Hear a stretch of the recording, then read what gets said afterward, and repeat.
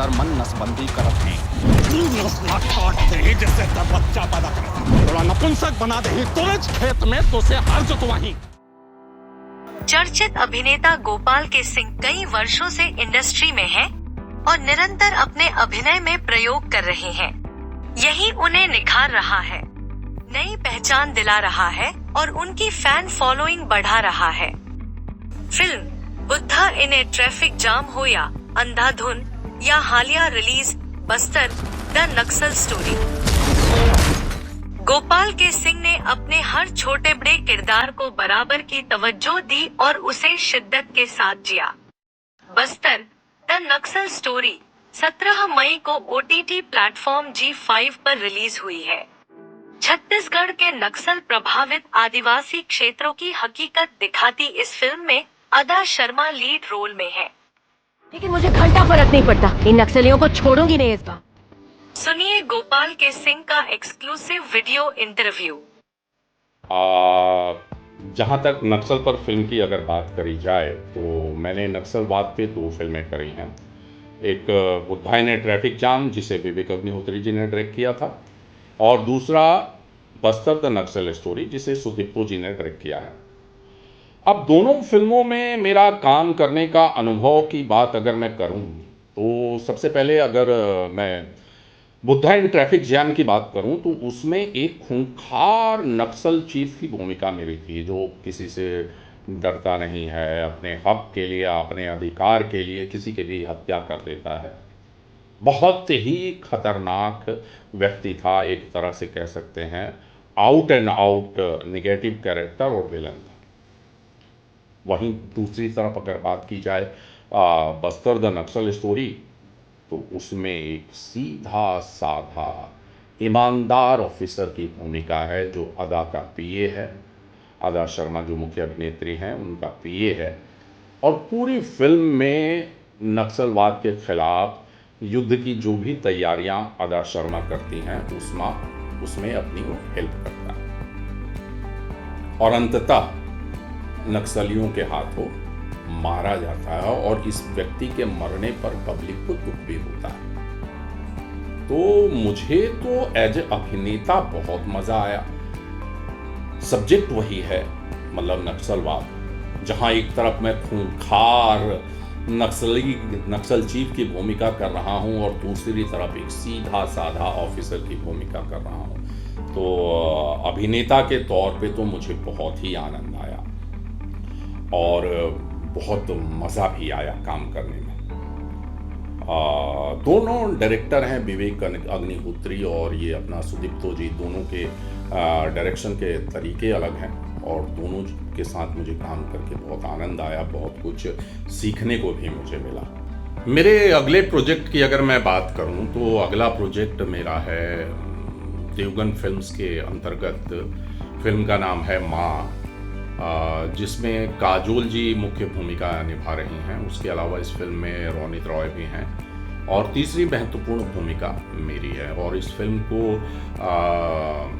विशाल फुरिया नाम के निर्देशक हैं, वो डायरेक्ट कर रहे हैं। बहुत ही खूबसूरत फिल्म बनी है, और जस्ट मेरी शूटिंग अभी कंप्लीट हुई है, और फिल्म भी मेरे को लगता है कि इस महीने के अंत तक कंप्लीट हो जाएगी। तो जल्द ही आप दर्शकों को वो फिल्म देखने को मिलेगी। देवगन फिल्म्स प्रोड्यूस, फिल्म का नाम है माँ।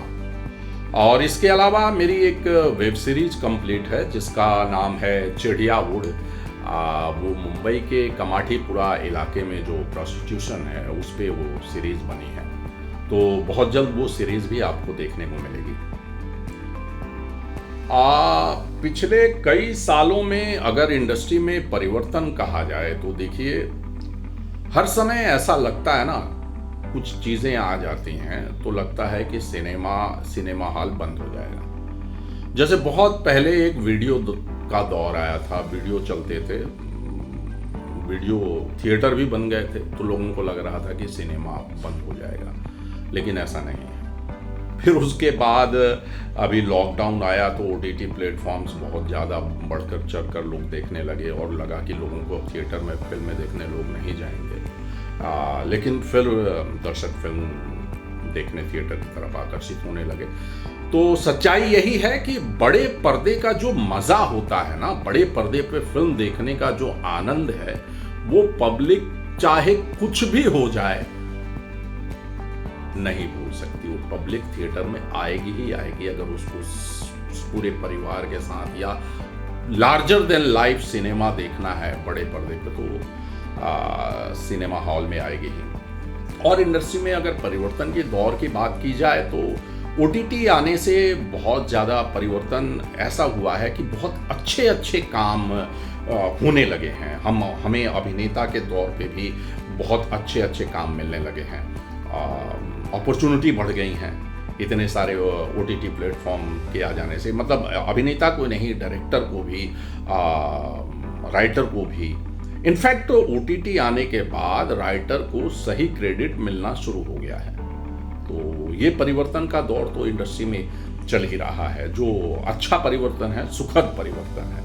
आपने पूछा था फिल्मों में विलेन का चेहरा या उसकी रणनीति या उसके अभिनय का तरीका या जो भी बदलता जा रहा है, तो वो तो है ही। जैसे जैसे समाज विकसित होगा, जैसे जैसे चीज़ें होंगी, वैसे वैसे ही उस तरह से ही विलेन को दिखाया जाने लगेगा। पहले तो फिल्मों में ऐसा होता था, अगर 70s, 80s, 90s की फिल्में अगर आप देखें तो हीरो होता था, हीरोइन होती, तो विलेन जो होते थे विलेन के ही रोल करते थे। आजकल तो ऐसा दौर बदल गया है कि कई हीरो भी अभी विलेन के रोल करने लगे हैं। जैसे एनिमल में देख लीजिए आप, बॉबी देओल हो गए, या मतलब बहुत सारे। तो वो अच्छे के लिए भी है और सही है। विलन का चेहरा तो मतलब कहानी जिस रूप ढंग से लिखी जाएगी और जिस परिवेश में लिखी जाएगी उस तरह से विलन का चेहरा तो बदलेगा ही। हाँ, जहां तक सिनेमा, पॉलिटिक्स सिनेमा को प्रभावित करता है या नहीं, ये सवाल था।